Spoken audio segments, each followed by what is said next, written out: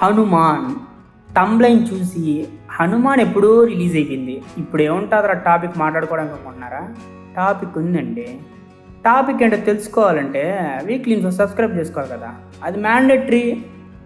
Hanuman cinema గురించి మాట్లాడుకోవాలంటే 300 కోట్లు కలెక్షన్, ప్రొడ్యూసర్ నిరంజన్ రెడ్డి గారు సూపర్ హ్యాపీ, ప్రశాంత్ వర్మ గారి వాళ్ళ నాన్నగారి దగ్గర నుంచి ప్రతి ఇంట్లో ప్రతి కుటుంబ సభ్యుడు కూడా సినిమా చూసిన ప్రతి ఒక్కరు కూడా చాలా చాలా చాలా హ్యాపీగా ఉన్నారు.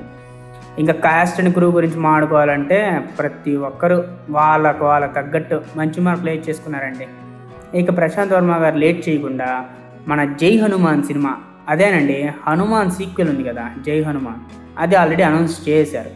ఇక హనుమాన్ సినిమా చూసిన వాళ్ళందరికీ ఉన్న ఒకే ఒక్క కామన్ డౌట్ ఏంటంటే, హనుమాన్ సినిమాలో హనుమంతుడిగా కనిపించిన ఆ వ్యక్తి ఎవరు, జై హనుమాన్లో కంప్లీట్ త్రూ అండ్ రోల్లో కనిపించబోతున్న హనుమంతుడి గెటప్ వేసే వ్యక్తి ఎవరు అని కొంతమంది చిరంజీవి గారు అంటుంటే, కొంతమంది రానా గారు అంటుంటే, ఇలా చాలా టాపిక్స్ ట్రెండ్ అవుతున్నాయి. అందులో ఈరోజు మన ముందుకు వచ్చిన టాపిక్ ఏంటంటే, హనుమంతుడిగా కనిపించబోతుంది Kannada super star KGF hero మన యష్ గారు అంటండి.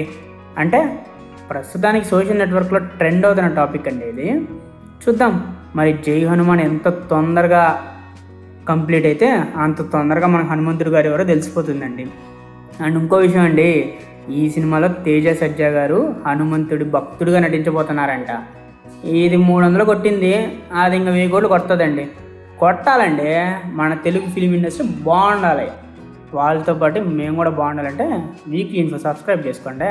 ఈ వీడియో షేరు, లైక్, కామెంట్ చేయడం మాత్రం మర్చిపోవద్దు. చెయ్యండి, కాస్త ఎంకరేజ్ చెయ్యండి.